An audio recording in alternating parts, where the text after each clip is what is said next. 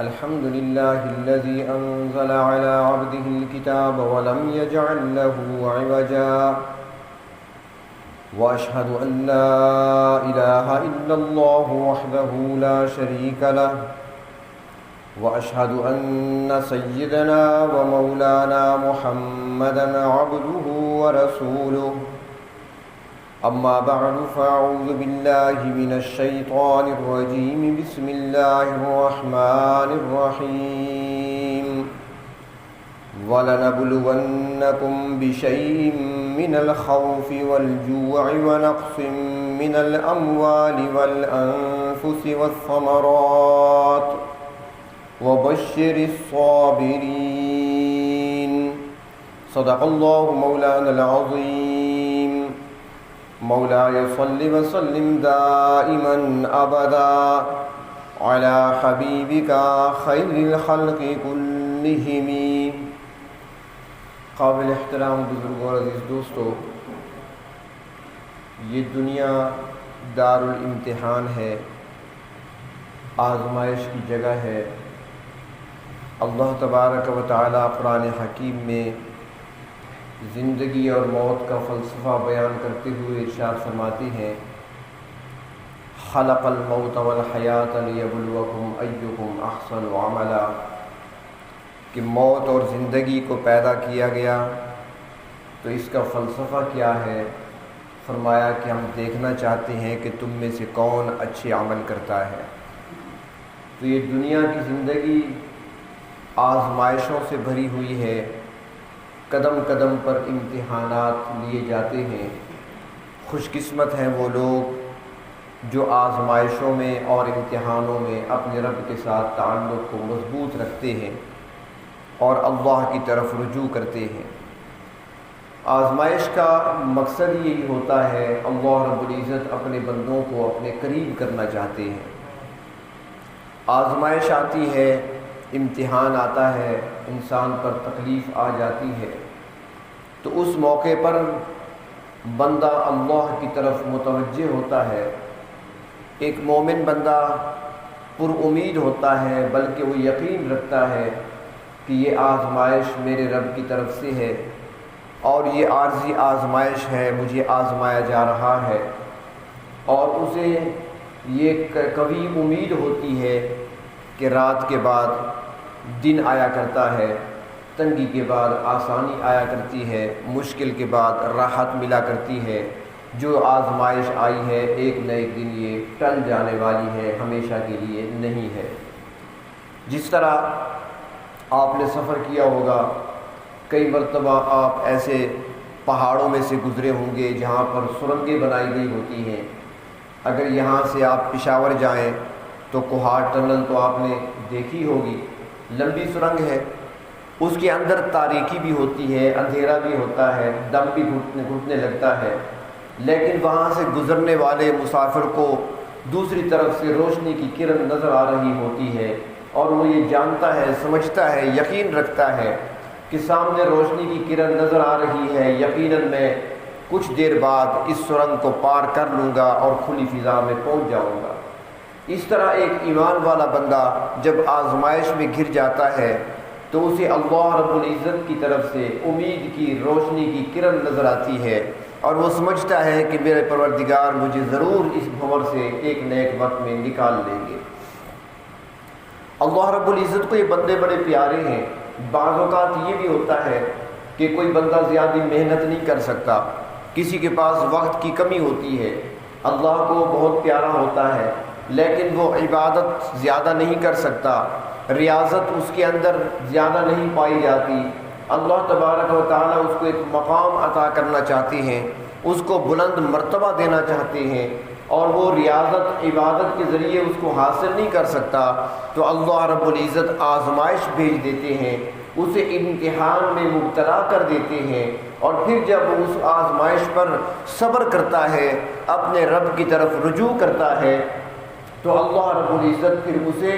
وہ مقام، وہ مرتبہ، وہ بلند درجات عطا فرماتے ہیں کہ جو بڑی بڑی ریاضتیں کرنے والے بھی حاصل نہیں کر سکتے. لمبی چوڑی عبادتیں کرنے والے بھی اس مقام و مرتبے کو حاصل نہیں کر سکتے جو آزمائشوں پر صبر کرنے والے کو اللہ رب العزت کی طرف سے عطا کر دیا جاتا ہے۔ اللہ رب العزت جو چاہتے ہیں وہی ہوتا ہے، کیونکہ ایک مومن بندہ جو ہے وہ اللہ کی رضا پر راضی رہتا ہے ہر وقت، اور وہ اچھی طرح جانتا ہے، اس کا یہ عقیدہ ہوتا ہے، یہ ایمان ہوتا ہے کہ اس کائنات میں جو کچھ ہو رہا ہے اللہ کی مشیت اور ارادے کے بغیر نہیں ہو رہا۔ اللہ رب العزت جو چاہتے ہیں وہی ہوتا ہے، کسی اور کے چاہنے سے کچھ نہیں ہوتا۔ اور اللہ رب العزت نے اس کی مثالیں بھی بیان فرما دی ہیں۔ حضرت آدم علیہ السلام کو تخلیق کے بعد جنت میں رکھا گیا، جنت کے باغات میں، اور ساتھ یہ کہہ دیا گیا کہ جہاں سے مرضی آئے، جو مرضی آئے، کھاؤ پیو، کوئی تنگی نہیں آپ پر، جنت میں گھومو پھرو، ہر پھل کھا سکتے ہو، ہر نہر کا پانی پی سکتے ہو، ہر درخت کا پھل اور میوہ تم حاصل کر سکتے ہو، جہاں چاہو رہ سکتے ہو، رہائش اختیار کر سکتے ہو۔ ہاں ایک آڑ لگا دی کہ ایک درخت ہے اس کے قریب تم نے نہیں جانا، باقی جہاں سے مرضی آئے کھاؤ پیو۔ اب جنت میں، باغات میں، راحت میں، سکون میں سب کچھ بغیر مشقت کے مل رہا ہے، بغیر محنت کے مل رہا ہے، کوئی مشقت نہیں، کوئی محنت نہیں، وہاں پر کوئی ریاضت نہیں، کچھ بھی نہیں، سکون کی زندگی۔ لیکن آخر ان کو زمین پر اترنا پڑا۔ تو اب آدم علیہ السلام تو یہ چاہتے تھے نا کہ میں ہمیشہ جنت پہ رہوں، وہ کہاں زمین پر آنا چاہتے تھے؟ یہاں پر تو محنت ہے ساری، ہل چلانا پڑے گا، زمین میں بیج ڈالنا پڑے گا، پھر فصل کی حفاظت کرنی پڑے گی، پھر کٹائی کا کام ہوگا، پھر بیج نکالا جائے گا، پھر صاف کیا جائے گا، پھر اس کو چکی میں پیسا جائے گا، پھر جا کر کہیں روٹی تیار ہوگی، کھانے کو لقمہ ملے گا۔ یہاں تو ساری محنت ہے، وہاں پر تو کوئی محنت نہیں تھی۔ تو آدم علیہ السلام چاہتے تھے کہ میں ہمیشہ جنت میں رہوں، کبھی یہاں سے نکالا نہ جاؤں، اور شیطان نے جو وسوسہ ڈالا تھا وہ بھی اسی انداز سے تھا کہ اے آدم اگر اس درخت کا پھل آپ نے کھا لیا تو پھر آپ ہمیشہ ہمیشہ یہاں جنت میں رہیں گے۔ اس وجہ سے پھل کھا لیا تھا جس کی وجہ سے زمین پر اترنا پڑا۔ تو آدم علیہ السلام چاہتے تھے کہ ہمیشہ جنت میں رہیں، لیکن اللہ کی مشیت اور ارادہ تھا کہ آدم جنت سے نکلے، تو بات وہی پوری ہوئی جو اللہ چاہتے تھے، آدم علیہ السلام کو زمین پہ آنا پڑا۔ دوسری مثال قرآن حکیم بیان کرتا ہے، حضرت نوح علیہ السلام اللہ رب العزت کے جلیل القدر پیغمبر ہیں، جلیل القدر پیغمبر اللہ رب العزت کے۔ اب وہ چاہتے ہیں جب طوفان آیا اور کشتی میں سوار ہوئے، پانی زیادہ ہونا شروع ہوا، زمین ساری کی ساری پانی میں ڈوبنے لگی، تو بیٹا باہر تھا، تو بیٹے کو بلاتے ہیں، بیٹا انکار کر دیتا ہے۔ تو پھر اللہ رب العزت کی بارگاہ میں عرض کرتی ہیں، اللہ میرا بیٹا ہے اور آپ کا وعدہ تھا کہ تیرے گھر والوں کو بچاؤں گا، اللہ میرا بیٹا ہے ڈوب رہا ہے، اس کو بچا لیجئے۔ تو اب یہاں پر اللہ کے وہ عظیم پیغمبر حضرت نوح علیہ السلام چاہتے ہیں کہ میرا بیٹا بچ جائے، کشتی میں سوار ہو جائے۔ رب تعالیٰ اس کو نہیں بچانا چاہتے تھے، تو ہوا وہی جو اللہ چاہتے تھے، بیٹا نہیں بچ سکا، ڈوب گیا۔ حضرت ابراہیم علیہ السلام کی مثال اللہ تبارک و تعالیٰ بیان فرماتے ہیں قرآن حکیم میں کہ حضرت ابراہیم علیہ السلام اپنے خواب کی تعمیل کے لیے، اپنے رب کے حکم کو پورا کرنے کے لیے جب مینا میں آتے ہیں، حضرت اسماعیل علیہ السلام کو لٹا کر ان کے گلے پر چھری رکھتے ہیں، رب کو راضی کرنا ہے۔ اب ابراہیم چاہتے ہیں کہ بیٹا ذبح ہو جائے، ابراہیم علیہ السلام کی خواہش یہ ہے کہ بیٹا ذبح ہو جائے، وہ یہ چاہتے ہیں، لیکن اللہ تعالیٰ نہیں چاہتے تھے، تو اسماعیل علیہ السلام ذبح نہیں ہوئے، ان کی جگہ جانور ذبح ہوا، میڈا ذبح ہو گیا۔ تو اس کائنات میں وہی ہوتا ہے جو اللہ چاہتے ہیں۔ تو ایک مسلمان اللہ رب العزت کی قضا پر راضی اسے ہونا چاہیے، اس کا یہ عقیدہ ہوتا ہے کہ میرے چاہنے سے کچھ نہیں ہوگا، میری خواہش رکھنے سے کچھ نہیں ہوگا، میری تمنا کا اظہار کرنے سے کچھ نہیں ہوگا، وہی ہوگا جو اللہ چاہتے ہیں۔ اور جب یہ یقین ہوتا ہے تو پھر جب آزمائش آتی ہے تو اس آزمائش پر صبر کرنا انسان کے لیے آسان بن جاتا ہے، کیونکہ جو اللہ چاہتے ہیں وہی ہو رہا ہے۔ اللہ رب العزت نے مجھے اس وقت آزمائش میں ڈالا ہے، تو اب میں نے اس آزمائش کو برداشت کرنا ہے۔ تو پھر وہ ان آزمائشوں میں، امتحانات میں گھبرایا نہیں کرتے، ہاں یہ اتنی بات ضرور ہے کہ وقت کی پریشانی ضرور آتی ہے، وقتی طور پر ایک مومن بندہ پریشان ہو جاتا ہے، جب پریشانی آتی ہے، کوئی تکلیف آتی ہے یا کوئی آزمائش آتی ہے، کسی امتحان میں اس کو ڈالا جاتا ہے تو وقتی پریشانی ضرور ہوتی ہے، لیکن وہ گھبراتے نہیں ہیں، اس لیے کہ وہ جانتے ہیں کہ اللہ کی طرف سے ہے اور اللہ تبارک و تعالی ہی قادر مطلق ہے، اس کو دور بھی وہی کریں گے۔ وہ اس لیے کسی نے کہا ہے نا کہ ایک مومن بندہ جب آزمائش میں ہوتا ہے نا، پریشانی میں ہوتا ہے، کسی امتحان میں جب گھر جاتا ہے تو بزبان حال کہہ رہا ہوتا ہے کہ طوفان کر رہا تھا میرے عزم کا طواف، طوفان کر رہا تھا میرے عزم کا طواف، دنیا سمجھ رہی تھی کہ کشتی بھنور میں ہے، لوگ یہ سمجھ رہے تھے کہ بھنور میں پھنسا ہوا ہے، جبکہ میرے عزم کا طواف کر رہا تھا طوفان۔ یہ آزمائشیں پریشانیاں کچھ نہیں ہیں، آتی بھی ہیں چلی بھی جاتی ہیں، لیکن ایمان والے جو ہوتے ہیں وہ پریشانی کے عالم میں، آزمائش میں اپنے رب کی طرف متوجہ ہو جایا کرتے ہیں، رجوع الی اللہ کیا کرتے ہیں، تسبیحات میں اضافہ ہو جاتا ہے، وظائف پوچھتے ہیں، بیٹھے ہیں مصلی پر تسبیح لے کر پڑھنا شروع کر دیا، پہلے نماز پڑھ رہا تھا اب ساتھ نوافل شروع کر دیے، پہلے ایک پارہ تلاوت کرتا تھا اب دوسرا پارہ ساتھ شروع کر دیا، اللہ کی طرف زیادہ متوجہ ہونے لگا۔ اللہ تبارک و تعالیٰ بھی یہی چاہتے ہیں کہ میرا بندہ میرے قریب آ جائے، میرے قریب آ جائے، آزمائش کا یہ مطلب ہوتا ہے، اور بندہ اللہ کے قریب ہوتا جاتا ہے۔ ایک روایت میں آتا ہے کہ حضرت موسیٰ علیہ السلام سے ایک شخص نے سوال کیا کہ اللہ کے پیغمبر، پروردگار عالم ہم سے کب خوش ہوتے ہیں اور کب ناخوش ہوتے ہیں، ہم کیسے معلوم کریں گے، ہمیں کیسے پتہ چلے گا کہ اس وقت اللہ رب العزت ہم سے خوش ہے یا ناخوش ہے، ہم سے راضی ہے یا ناراض ہے؟ حضرت موسیٰ علیہ السلام نے فرمایا کہ اس کا جواب میں تمہیں دوں گا۔ جب طور پہ گئے تو پروردگار عالم سے پوچھ لیا، اے میرے پروردگار، میرے ایک امتی نے مجھ سے سوال کیا ہے کہ بندے کیسے معلوم کریں کہ آپ بندے سے خوش ہیں یا نہیں؟ تو اللہ تبارک و تعالیٰ نے فرمایا کہ جا کر ان سے کہہ دیجئے کہ جب وہ بندے مجھ سے خوش ہوتے ہیں، یعنی جب وہ میری رضا پہ راضی ہوتے ہیں، جو کچھ پیش آتا ہے اس کو خندہ پیشانی سے قبول کر لیتے ہیں کہ میرے رب کی طرف سے ہے، میرے رب کی طرف سے آزمائش ہے، میرے رب کی طرف سے پریشانی ہے، میرے رب کی طرف سے تکلیف آئی ہے، جب وہ اس تکلیف میں پریشانی میں مجھے بھولتے نہیں ہیں بلکہ میری رضا پر راضی ہوتے ہیں، مجھ سے خوش ہوتے ہیں اور میری تعریفیں کرتے ہیں، میری حمد و ثنا کرتے رہتے ہیں، تو میں ایسے بندوں سے خوش ہوتا ہوں۔ گویا ان کے پاس پیمانہ موجود ہے، اگر وہ میری رضا پہ راضی ہیں تو میں بھی ان سے خوش ہوں۔ اور جب بندے تکلیف میں، پریشانی میں میرے شکوے کرنے لگتے ہیں، میری شکایتیں کرنے لگتے ہیں، تو پھر میں ایسے بندوں سے خوش نہیں ہوا کرتا۔ تو آج دیکھ لیں، ہم تو شکوے ہی شکوے کرتے ہیں، کسی کے سامنے کاروبار کا شکوہ، کسی کے سامنے کیا، ہر کسی کے سامنے کاروبار کا شکوہ، روزی کا شکوہ، ہر بندے کے سامنے ہمارے سارے شکوے ہیں۔ تو انسان کو چاہیے ذرا سوچ لے کہ میں صبح سے شام تک اتنی نعمتیں اپنے پروردگار کی استعمال کرتا ہوں اور اس کے باوجود بھی میں اپنے رب کے شکوے کرتا ہوں، اور میرا جو روزانہ اعمال نامہ میرے رب کے ہاں پہنچ رہا ہے، جو سارا گناہوں سے بھرا ہوتا ہے، غلطیوں سے بھرا ہوتا ہے، میرے رب نے تو اپنے فرشتوں کی محفل میں کبھی میرا کوئی شکوہ نہیں کیا۔ اگر وہ بھی شکوے کرنے لگے تو پھر کیا بنے گا؟ میرے رب نے تو میری گناہوں پر، میری نافرمانیوں پر میرا کبھی شکوہ نہیں کیا، اور میں تھوڑی سی تکلیف آتی ہے اپنے رب کے شکوے کرنے بیٹھ جاتا ہوں۔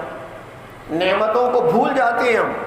جو نعمتیں استعمال کر چکے ہیں اسے بھول جاتے ہیں، تھوڑی سی تکلیف یاد ہوتی ہے۔ حضرت مولانا مفتی تقی عثمانی صاحب دامت برکاتہ، شاید انہوں نے خود ہی واقعہ لکھا ہے کہ ان کی والدہ محترمہ ایک مرتبہ ان کو تکلیف ہوئی، دانت کی تکلیف ہوئی، جو آپ اس کو نکلوانا تھا، بڑی عمر کی تھی، بوڑھی تھی، تو دانت نکلوانا تھا۔ تو مفتی اعظم پاکستان حضرت مولانا مفتی محمد شفیع رحمۃ اللہ علیہ، حضرت مفتی تقی عثمانی صاحب کے والد، وہ زندہ تھے، حیات تھے، تو ان سے کہنے لگیں کہ دانت نکلوانا ہے، ڈینٹل سرجن کے پاس جانا ہے۔ فرمایا ٹھیک ہے چلے جاؤ دانت نکلوا لو، اب کام کا تو نہیں رہا۔ تو وہاں پر کہنے لگی اپنے خاوند سے، مفتی اعظم پاکستان حضرت مفتی محمد شفیع رحمۃ اللہ علیہ سے، کہ دانت بھی بڑی عجیب چیز ہے، جب یہ نکلنے لگتا ہے بڑی تکلیف ہوتی ہے، اور جب اسے نکالنا پڑتا ہے تب بھی بڑی تکلیف ہوتی ہے۔ بچپن میں سال کی عمر میں، 1.5 سال 2 سال کی عمر میں یہ دانت نکلنے کی عمر ہوتی ہے، تو دانت جب نکلنے لگتا ہے تو بڑی تکلیف ہوتی ہے بچے کو، اس کو پتہ ہوتا ہے جس کا دانت نکل رہا ہوتا ہے، پیٹ خراب ہوتا ہے، بخار بھی ہو جاتا ہے، تکلیف میں ہوتا ہے بچہ، بے چینی ہوتی ہے، بے قراری ہوتی ہے۔ تو کہنے لگی کہ دانت جب نکلنے لگتا ہے تب بھی بڑی تکلیف ہوتی ہے، اور جب اسے نکلوانا پڑتا ہے آخر میں 50 سال 60 سال کی عمر میں، اس وقت بھی بڑی تکلیف ہوتی ہے۔ لیکن وہ کہہ کس سے رہی تھی، وہ بھی تو مفتی اعظم تھے، فوراً نگاہ اٹھا کر دیکھا اور کہنے لگے کہ دانت نکلنے کی تکلیف بھی یاد ہے اور دانت نکلوانے کی تکلیف بھی یاد ہے، جو 50 سال نفع لیا وہ بھول گئی، جو 50 سال فائدہ لیا، چنے کھاتی رہی، کیا کچھ کھاتی رہی، اس سے وہ 50 سال جو نعمت تھی اس کو بھول گئی، صرف تکلیفیں یاد رہ گئیں۔ تو ہمارا حال یہ ہے کہ تھوڑی سی آزمائش آتی ہے ہم ساری نعمتوں کو بھول جاتے ہیں۔ وہ کہتی ہے نا کہ ایک مرتبہ حضرت حسن بصری رحمۃ اللہ علیہ کے سر میں درد تھا، تو انہوں نے سر میں درد کی وجہ سے درد میں کمی لانے کے لیے سر پر پٹی باندھ رکھی تھی۔ ہمارے ہاں بھی ایسا ہے، جب سر میں درد زیادہ ہو تو سر کو باندھ دیتے ہیں کسی کپڑے سے، رومال سے، دوپٹے سے، تو انہوں نے بھی کپڑے سے باندھ رکھا تھا، پٹی باندھی تھی ماتھے پر۔ تو حضرت رابعہ بصریہ رحمۃ اللہ علیہ کا وہاں سے گزر ہوا، ان کی نظر پڑی تو رک گئی، کہنے لگی حسن یہ پٹی کیوں بندھی ہوئی ہے؟ کہنے لگے سر میں درد تھا تو اس لیے پٹی باندھ دی، سر میں درد تھا، درد میں کمی لانے کے لیے پٹی باندھی ہے۔ تو اس رابعہ بصریہ نے کیا جواب دیا؟ کہنے لگی حسن اب تک جب سر ٹھیک رہا کبھی شکر کی پٹی تو نے نہیں باندھی، ایک دن تکلیف ہوئی تو شکوے کی پٹی باندھ لی۔ جو دیکھے گا سمجھے گا نا کہ درد ہو رہا ہے تو وہ شکوہ کر رہے ہو، شکوہ بھی اپنے رب کا کر رہے ہو، شکر کے نشان کبھی نہیں لگائے اور شکوہ کا نشان سامنے ظاہر کر دیا۔ تو اللہ والوں کی نظر یہاں بھی ہوتی ہے کہ بھی ہم نے شکوہ نہیں کرنا۔ تو پروردگار عالم ناراض ہوتے ہیں ان بندوں سے جو بندے رب تعالیٰ کے شکوے کرتے ہیں اس کے بندوں کے سامنے۔ تو آزمائش آتی ہے یا پریشانی آتی ہے تو اللہ کی طرف سے آتی ہے۔ ایک حدیث شریف میں آتا ہے کہ اللہ رب العزت نے لوح محفوظ میں، جب لوح محفوظ کو تیار کیا گیا اور اس میں لکھائی ہونے لگی تو اللہ تعالیٰ نے فرشتے سے فرمایا لکھنے والے سے کہ ہاں بھائی لکھو۔ اس نے پوچھا یا اللہ کیا لکھوں؟ فرمایا کہ اس پر پہلے جملہ یہ لکھو کہ لا الہ الا انا، کوئی نہیں معبود سوائے میرے۔ اللہ تعالیٰ نے فرمایا کہ میرے سوا کوئی معبود نہیں ہے، وہ محمد الرسولی، اور محمد صلی اللہ علیہ وسلم میرے رسول ہیں، یہ پہلے لکھو۔ چنانچہ یہ جملہ لکھ دیا گیا۔ اس کے بعد فرشتہ پوچھتا ہے کہ اب کیا لکھوں؟ اللہ تعالیٰ نے فرمایا کہ آگے لکھو کہ من لم یستسلم بقضائی، کہ میرے بندوں میں سے جو شخص میری قضا کو تسلیم نہیں کرتا، ولم یصبر علی بلائی، اور میری طرف سے آئی ہوئی آزمائش پر صبر نہیں کرتا۔ جملے یاد رکھنا، لوح محفوظ میں لکھا گیا کہ جو میری قضا کو تسلیم نہیں کرتا اور جو میری طرف سے آئی ہوئی آزمائش پر صبر نہیں کرتا، ولم یشکر علی نعمائی، اور جو میری عطا کی گئی نعمتوں پر میرا شکر ادا نہیں کرتا۔ 3 جملے، میری قضا کو تسلیم نہیں کرتا کہ جو کچھ ہوتا ہے دنیا میں میری طرف سے ہو رہا ہے اور میری مشیت اور میرا ارادہ ہی چل رہا ہے، جو اس کو تسلیم نہیں کرتا، اور جو کوئی میری طرف سے آئی ہوئی پریشانی اور آزمائش پر، امتحان پر صبر نہیں کرتا، اور میری طرف سے جو نعمتیں دی گئی ہیں ان نعمتوں پر شکر ادا نہیں کرتا، فرمایا کہ لکھ لو فَلْيَتَّخِذْ رَبًّا سِوَائِي، کہ وہ میرے علاوہ کسی اور کو اپنا رب بنا لے، وہ کوئی اور خدا تلاش کر لے، وہ کوئی اور رب تلاش کر لے۔ اگر مجھے رب مانتا ہے تو پھر میری قضا کو بھی تسلیم کرنا پڑے گا، اگر مجھے رب مانتا ہے تو پھر میری طرف سے آئی آزمائش پر صبر بھی کرنا پڑے گا، اگر مجھے رب مانتا ہے تو میری نعمتوں پر شکر بھی ادا کرنا پڑے گا۔ تو ایک مسلمان کا عقیدہ یہ ہوتا ہے کہ جو کچھ ہو رہا ہے اللہ رب العزت کی مرضی اور اس کی مشیت اور ارادے سے ہو رہا ہے، اور جب ہو رہا ہے تو ہمارے بھلے کے لیے ہو رہا ہے، اس میں اللہ رب العزت کی حکمتیں پوشیدہ ہیں، مصلحت پوشیدہ ہے، میرے لیے اسی کے اندر فائدہ ہے، تو اللہ نے مجھے یہ آزمائش دی ہے۔ اور جب اس پر یقین ہوتا ہے تو پھر صبر کرنا بھی آسان ہوتا ہے، اور پھر جب بندہ صبر کرتا ہے تو رب تعالیٰ کی طرف سے پھر اس کو انعامات سے نوازا بھی جاتا ہے۔ یہ آپ نے دیکھا ہوگا کہ کوئی باپ اگر اپنے بچوں کے لیے چیزیں لے کر آتا ہے تو کسی کو کوئی اچھی چیز دے دی، کوئی اور ہوتا ہے شرارتی بچہ، وہ پہلے سے خود اپنا انتخاب کر لیتا ہے، مجھے تو یہ چاہیے۔ اور کوئی بچہ ایسا بھی ہوتا ہے کہ جو چیز بچتی ہے نا، جو ادنا چیز بچ گئی، سب سے کم قیمت ہلکی سی چیز بچ گئی، تو باپ اٹھا کر اس بچے کو دے دیتا ہے، اور بچہ اسی پر خوش ہو جاتا ہے، خوشی خوشی سے لے کر چلا جاتا ہے، کوئی اعتراض نہیں کرتا کہ مجھے یہ کیوں دیا، مجھے وہ کیوں نہیں دینے، کوئی اعتراض نہیں کرتا، باپ نے دی ہے نا، چاہے ہلکی ہے چاہے قیمتی ہے، اس نے قبول کر لی، خوشی خوشی لے لی۔ اب باپ جب دیکھتا ہے تو باپ کے دل میں اس کی قدر کتنی بڑھتی ہے۔ ماشاءاللہ اکثر باپ بیٹھے ہیں، جانتے ہیں آپ، یا کوئی بیٹے بیٹھے ہیں تو وہ بھی جانتے ہیں، باپ کے دل میں خیال ضرور آتا ہے کہ بیٹا میرا کتنا اچھا ہے، وہ باقی لڑ رہے تھے، جھگڑ رہے تھے، اچھی چیز پر نظر دی، اس کو میں نے جو دے دیا اس نے لے لیا۔ پھر نتیجہ آگے کیا ہوتا ہے کہ آئندہ باپ اس بچے کا خیال رکھتا ہے جو اپنے باپ کی رضا پر راضی ہو گیا تھا، آئندہ اس کا خیال رکھا جاتا ہے اور اس کو مزید دیا جاتا ہے۔ تو رب تعالیٰ بھی اپنے بندوں پر بڑے مشفق و مہربان ہیں، اپنے بندوں سے محبت کرتے ہیں، جو بندے رب تعالیٰ کی دی ہوئی نعمت پر راضی ہو جاتے ہیں، آزمائش جو اس کی طرف سے آئی اس پر صبر کر لیتے ہیں، رب تعالیٰ دیکھ لیتے ہیں کہ بندے تو باقی بھی ہیں لیکن شکوے کرنے والے ہیں، یہ میرا بندہ صبر کرنے والا ہے، بندے تو باقی بھی ہیں، منہ مانگی چیزیں مانگتے ہیں، اگر نہ دی جائے تو ناراض ہو جاتے ہیں، اس کو جو دیا ہے اس پر شکر ادا کر رہا ہے، تو ایسے بندوں کو رب تعالیٰ خوب نوازتے ہیں، دنیا کے اندر بھی اور آخرت میں بھی ان کو نوازا جاتا ہے۔ تو ایک مومن بندے کی شان یہ ہے کہ جب بھی کوئی پریشانی آئے، تکلیف آئے، آزمائش آئے، امتحان میں گر جائے، تو پھر وہ مومن کیا کہتا ہے، وہ فوض امری الی اللہ، اپنا معاملہ اللہ کے سپرد کر دیتا ہے کہ میں نے اپنا معاملہ اللہ کے سپرد کر دیا، رب تعالیٰ میرے لیے آسانیاں پیدا فرمائیں گے، اور پھر رب کے سامنے وہ جھک جاتا ہے، اللہ کے در پہ پڑا ہوتا ہے، وہیں پر آنسو بہاتا ہے، وہیں پر اللہ سے مانگتا ہے، تو پروردگار عالم ایسے بندوں کو کبھی خالی واپس نہیں لوٹایا کرتے۔ ہم نے اللہ سے مانگا نہیں ہے کبھی، میں اکثر کہا کرتا ہوں نا کہ قرآن حکیم میں اللہ تعالیٰ بھی فرماتے ہیں وما قدر اللہ حق کا قدری، اللہ کو پہچانا ہی نہیں ہے ہم نے، جس طرح پہچان کا حق تھا ہم نے نہیں پہچانا،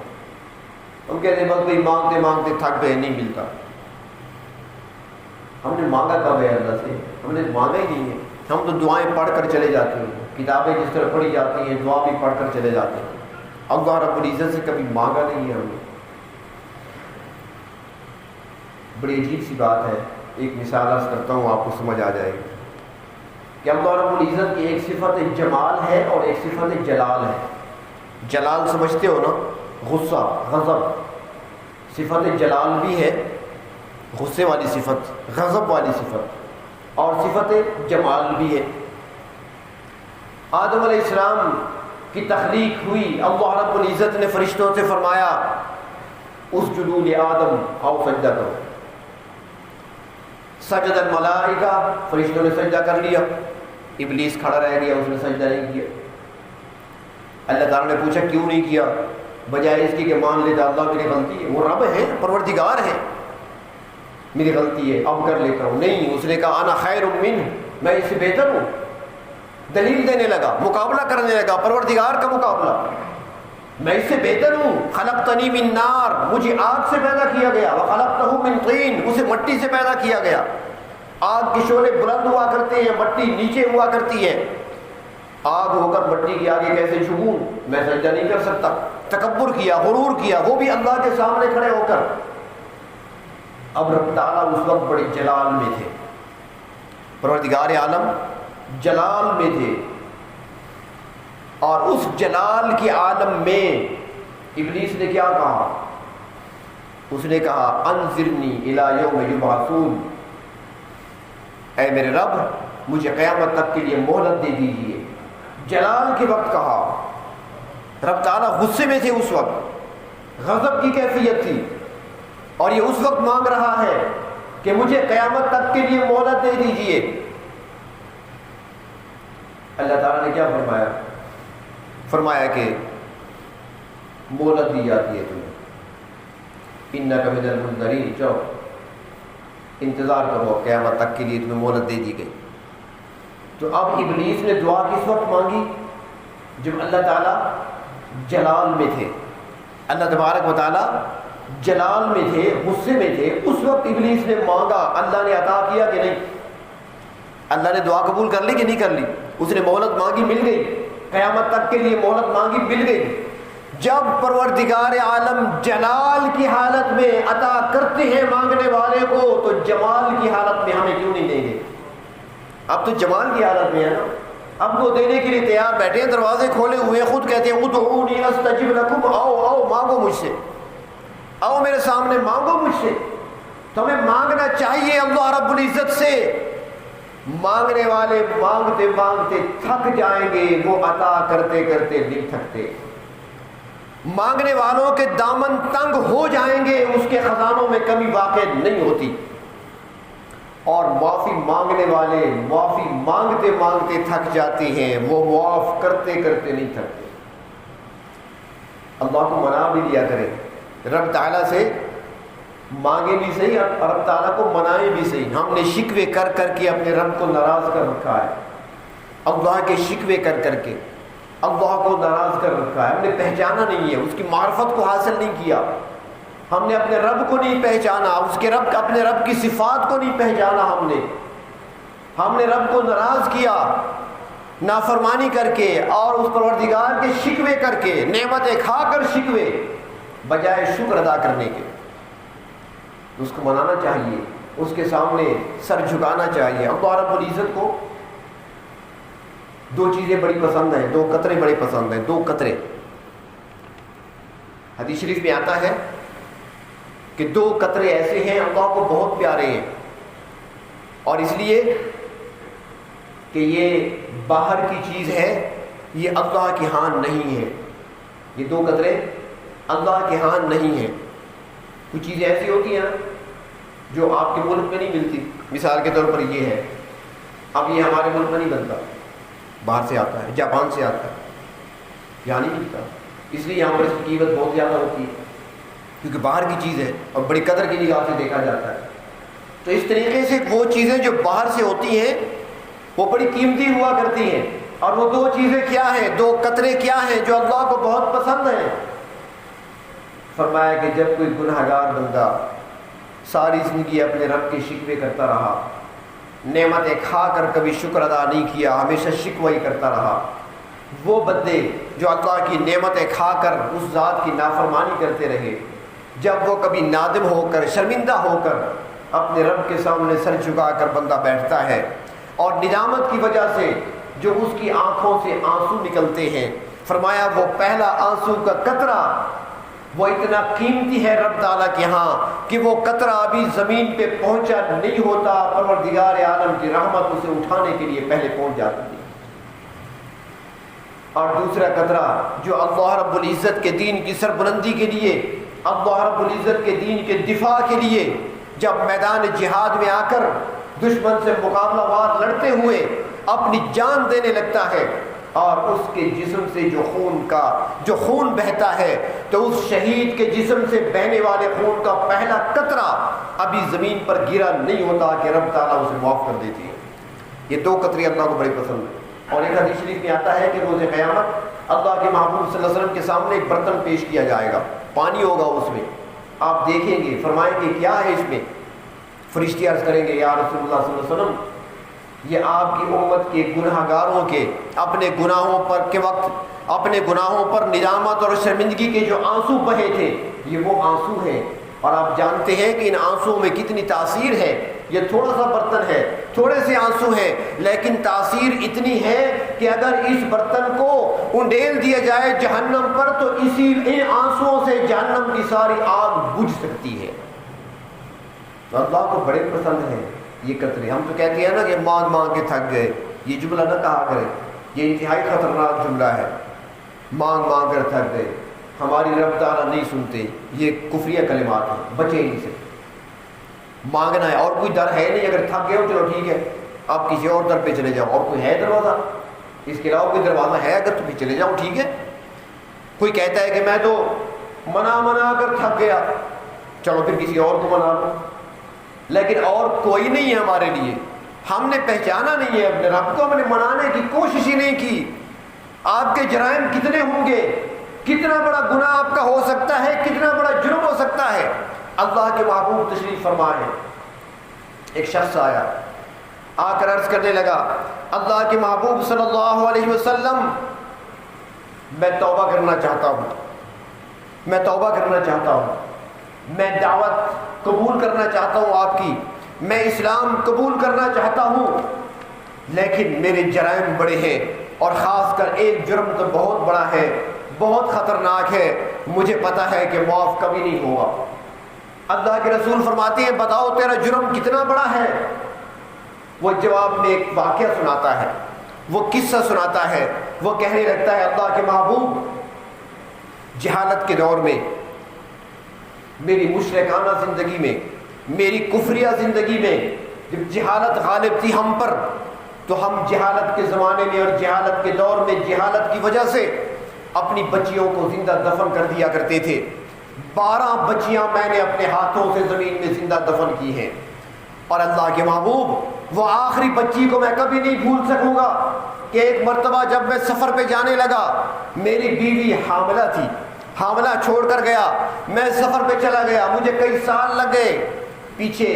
بیٹی پیدا ہوئی میرے گھر میں، وہ بڑھتی رہی، پلتی رہی، یہاں تک کہ چلنے پھرنے کے قابل ہو گئی، یہاں تک کہ بولنے کے قابل ہوئی۔ میں جب سفر سے واپس آیا، گھر پہنچا، میں نے ایک بچی کو دیکھا، وہ بڑی توتلی زبان میں بڑی پیاری باتیں کرتی تھی، بڑی اچھی باتیں کرتی تھی، میری بڑی مانوس ہو گئی، میرے قریب آنے لگی، مجھ سے باتیں کرنے لگی، بیوی مجھ سے چھپا رہی تھی، لیکن وہ بچی اتنی پیاری تھی کہ خود بخود اس نے میرے دل کو اپنی طرف کھینچ لیا، میں اس طرف مائل ہوا، بچی سے میں بھی محبت کرنے لگا، پیار سے اس سے باتیں کرنے لگا۔ جب میری بیوی نے دیکھا کہ اب بچی کے ساتھ محبت کرنے لگا ہے، بچی کے ساتھ مانوس ہو گیا ہے، تو اس نے خوشی میں آ کر شام کو مجھے بتایا، جانتے ہو یہ پیاری سی گڑیا کس کی اولاد ہے؟ جانتے ہو یہ بچی پیاری کس کی ہے؟ میں نے کہا نہیں۔ تو وہ کہنے لگی یہ آپ کی اپنی بیٹی ہے، آپ کے جانے کے بعد یہ پیدا ہوئی۔ وہ کہنے لگا اللہ کے محبوب بس یہ سننا تھا کہ میرے اندر کفر جاگ اٹھا، یہ سننا تھا میری جہالت والی غیرت جاگ اٹھی، میری بچی جوان ہوگی، کوئی داماد بن کر میرے گھر آئے گا، بس یہ ایک جاہلانہ غیرت تھی مجھ پر سوار ہو گئی۔ رات جیسے تیسے میں نے گزار لی، صبح ہوئی، میں بیلچہ لے کر، میں اپنا گھر سے کدال لے کر نکلتا ہوں، بچی سے کہا آؤ تمہیں سیر کراؤں، چھوٹی بچی کو میں ساتھ لے کر چلا، باہر نکلے، بچی میرے ساتھ چل رہی ہے، راستے میں میرے ساتھ بولتی بھی رہی، میرے ساتھ باتیں بھی کرتی رہی، بڑی اچھی پیاری باتیں، لیکن مجھ پر جہالت سوار تھی،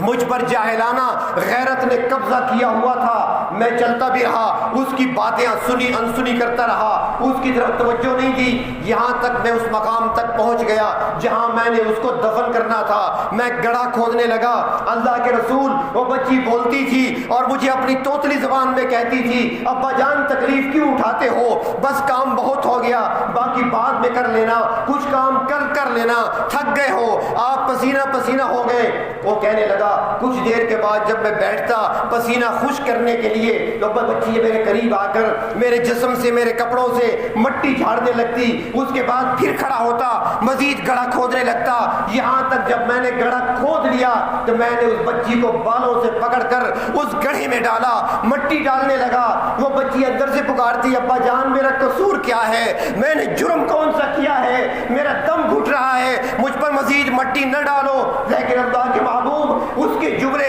مجھ پر اثر نہ کر سکے، جہالت مجھ پر سوار تھی، مٹی ڈالتا رہا یہاں تک کہ اس کو میں نے زندہ مٹی میں دفن کر دیا۔ اللہ کے رسول وقت گزر چکا ہے، سالہ سال گزر گئے، آج بھی جب سونے لگتا ہوں بستر پہ آتا ہوں لگتا ہے بچی آواز دیتی ہے میرا قصور تو بتاؤ، میرا جرم تو بتاؤ، مجھے کیوں زندہ دفن کیا تھا، مجھے کیوں گڑھے میں ڈالا تھا۔ اللہ کے رسول میرا اتنا بڑا جرم ہے جو مجھے سونے تک نہیں دیتا۔ میں سوچتا ہوں میرا جرم کبھی معاف نہیں ہوگا۔ رب تعالیٰ وحی بھیجتے ہیں میرے پیغمبر میرے بندے سے کہہ دو اگر سچے دل سے توبہ کر لے تو میں اس کا یہ جرم بھی معاف کر دوں گا۔ وہ رب تو اتنے بڑے بڑے جرائم بھی معاف کر دیتے ہیں۔ ہم نے کبھی رب کو رب کے دروازے پر آ کر نہیں دیکھا، ہم نے کبھی رب کو منا کر دیکھا ہی نہیں ہے، منانے کی کوشش ہی نہیں کی ہے۔ اس لیے ہمیں چاہیے کہ اپنے پروردگار کو منائیں، اپنی گناہوں پر غلطیوں پر ندامت کے آنسو بہائیں، رب تعالیٰ کی رضا پر راضی ہو جائیں۔ آزمائش آئے پریشانی آئے رب کی طرف سے سمجھ کر اللہ کی طرف رجوع کریں، اللہ سے مانگیں، پھر دیکھیں پریشانیاں اور آزمائشیں کس طرح ٹل جاتی ہیں اور رب تعالیٰ کیسی مدد کرتی ہیں۔ لیکن ساتھ ایک بات اور بھی عرض کروں کہ جہاں رب تعالیٰ سے ہم معافی مانگتے ہیں، جہاں اللہ رب العزت کو ہم راضی کرنے کی کوشش میں لگ جاتے ہیں، وہاں اللہ کے بندوں کو بھی معاف کر دیا کریں۔ اللہ کے بندوں کو بھی اکثر یہ خاندانوں میں جھگڑے ہوتے ہیں، دوستوں میں جھگڑے ہو جاتے ہیں، معاشرے میں چلتا ہے نظام ہمارا، محلے داروں میں جھگڑے ہو جاتے ہیں، ایک دوسرے کو معاف بھی کریں۔ رب تعالیٰ بھی آپ کو جلدی معاف کریں گے جب آپ دوسروں کو یعنی اللہ کے بندوں کو معاف کرتے رہیں گے۔ علماء نے لکھا ہے کہ ایک غریب آدمی تھا، گزر اوقات بڑی مشکل سے ہو رہی تھی، کبھی دال سے کھانا کھا لیا تو کبھی پیاز سے روٹی کھا لی، کبھی مکئی کی روٹی کھا لی تو کبھی گندم اور جو کی روٹی کھا لی،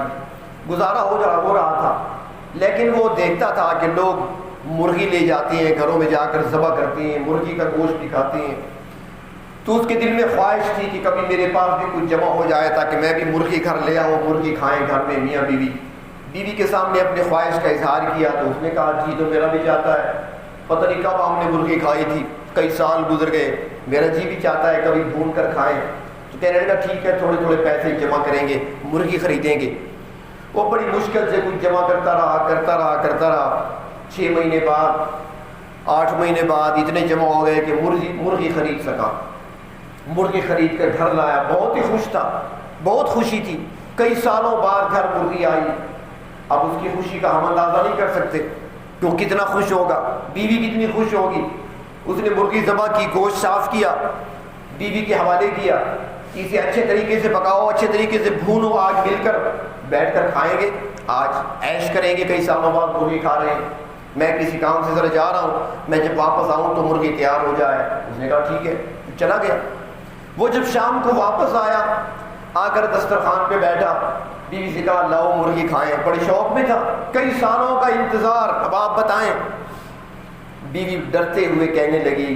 کہ آپ کے جانے کے بعد پڑوسن آ گئی، میں اس کے ساتھ باتوں میں لگ گئی، غلطی تو میری تھی، وہ مرغی کا گوشت سارا جل گیا، وہ کھانے کے قابل نہیں رہا۔ اب آپ بتائیں کہ کتنی چوٹ پڑی ہوگی دل پر، کتنا صدمہ پہنچا ہوگا۔ ہمارے ہاں کا ہوتا نا تو اسی وقت اسے فارغ کر دیا ہوتا، آج کل تو بس یہ کچھ چل رہا ہے، چھوٹی چھوٹی باتوں پر، ایک نہیں بلکہ 3 اکٹھی فارغ، پھر فتویٰ پوچھنے آ جاتے ہیں، ہاں کیا 3 مہینے ایسے کہہ دیے تو کیا 3 طلاقیں ہو گئی؟ اگر کہہ دیے جائے ہو گئی تو پھر یہاں سے جائے گا سیدھا قاضیوں والی مسجد، ہاں بھائی آپ بتائیں، وہ کہیں گے نہیں 3 کہیں ہیں نا، ایک وقت میں کہیں ہاں بس 1 ہو گئی، ٹھیک ہے، وہ کہے ہاں ٹھیک ہے۔ اگر وہاں سے بھی نہ ملا تو پھر لاٹو والی جو ہے نا، پھر وہاں چلے گئے، پھر وہاں سے فتویٰ لے لیا، پھر مطلب عقیدے کی پرواہ نہیں ہوتی، بھائی پہلے سوچو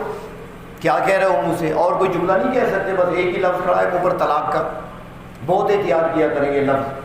اور کچھ تو ایسے بھی ہیں، یقین کریں، ایک بندہ میرے پاس آیا، اس نے اپنی بیوی کو طلاق دی، 3 طلاقیں، مسئلہ پوچھنے آیا، میں نے کہا ہو گئی طلاق، ہو گئی، فارغ کرو اسے۔ وہ دوسرے دن پھر آیا تو میں نے پوچھا کیا کیا، بیوی کہاں ہے؟ اس نے کہا میرے گھر میں ہے۔ میں نے کہا فارغ نہیں کیا اسے؟ اس نے کہا کہ میں نے جب ماں کو بات بتائی نا تو ماں مجھے کہتی ہے کہ بیٹا نہیں ہوتا کچھ، تیرا باپ ہر مہینے ایسے کہتا ہے، مجھے کچھ ہوا؟ تیرا باپ ہر مہینے مجھے ایسے کہتا ہے، 3 طلاقیں ہو گئی ہے۔ پھر اب وہ سمجھ لیتی کوئی ظاہری چیز ہے، کبے کی طرح کوئی آئے گی یا کوئی چیل کی طرح آئے گی اٹھا کر لے جائے گی، ایسی چیز تو کوئی نہیں ہوتی، تو مذاق بن گیا ہے، دین کا مذاق اڑایا جا رہا ہے۔ تو میں عرض یہ کر رہا تھا کہ ان کو کتنا صدمہ پہنچا، کتنی خوشی کی حالت تھی، اور صدمہ کتنا پہنچا، کئی سالوں کے انتظار کے بعد مرغی ملی، وہ بھی ضائع کر بیٹھے۔ بیوی کہتی ہے جل گئی۔ اس نے پہلے تو غصے کی آنکھ دیکھا اور پھر دل میں کچھ سوچا اور خاموش ہو گئے، کہنے لگے ٹھیک ہے بس جو ہے وہ لے آؤ، آج پھر روکھی سوکھی کھا لیتے ہیں۔ کھانا کھا لیے سو گئے۔ جب اس شخص کا انتقال ہوا، جب اس کی وفات ہوئی، رب تعالیٰ کے ہاں اس کی حاضری ہوئی، ڈرا ہوا تھا، کانپ رہا تھا، نہ معلوم کیا ہوگا، نیکیاں تو ہیں نہیں زیادہ، گناہ زیادہ ہیں۔ رب تعالیٰ نے فرمایا میرے بندے کیوں گھبرا رہے ہو، آج تمہاری بخشش کیے دیتے ہیں، لیکن یہ بتا کہ جب تیری بیوی سے مرغی جل گئی تھی اور تو بڑے شوق میں تھا، کئی سالوں کا شوق دل میں پالے ہوئے تھا، اور جب مرغی بڑے شوق سے لایا تھا اور دسترخوان پہ شوق میں بیٹھا تھا کہ مرغی کھائیں گے، اور بیوی نے بتایا کہ جل گئی ہے، اس کے جواب میں تو نے دل میں کیا کہا تھا؟ وہ دلوں کی زبان سمجھنے والے پروردگار، اندر کی سننے والے،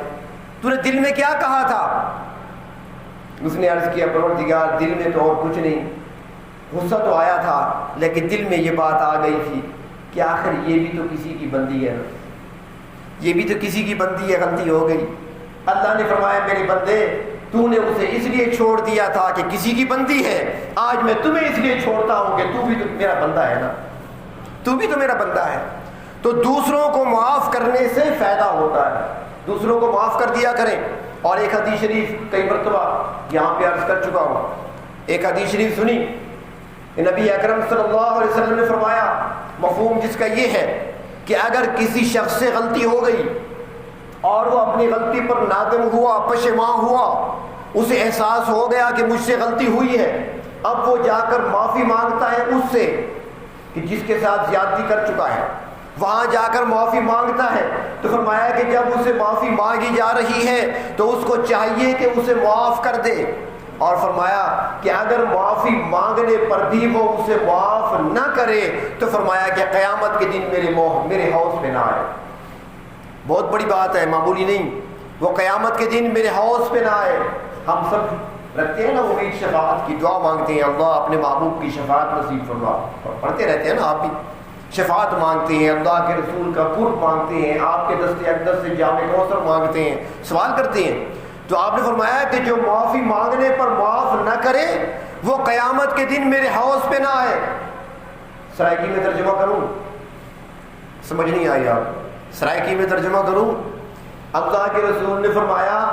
اگر وہ معافی مانگ رہا ہے زیادتی کرنے والا، جس سے زیادتی ہوئی ہے، اگر وہ معاف نہ کرے معافی مانگنے پر بھی تو قیامت دیوار میرے متھے نہ لگے۔ اب سمجھ آ گئی؟ بہت بڑی بات ہے، جسے اللہ کے نبی متھے نہ لگائیں تو بہت بڑی بات ہے، وہ کہاں جائے گا؟ تو اس لیے پہلے تو چاہیے غلطی اگر ہو جائے تو معافی مانگ لینی چاہیے۔ اگر کسی نے آپ کے ساتھ زیادتی کی ہے، اب وہ پشیمان ہو کر معافی مانگ رہا ہے تو اس کو فوراً معاف کر دینا چاہیے، اور اس حدیث کا مصداق نہیں کرنا چاہیے۔ تو اللہ تبارک و تعالیٰ ہم سب کو اپنی رضا نصیب فرمائے اور اپنے سامنے جھکنے اور اپنے سے مانگنے کی توفیق عطا فرمائے۔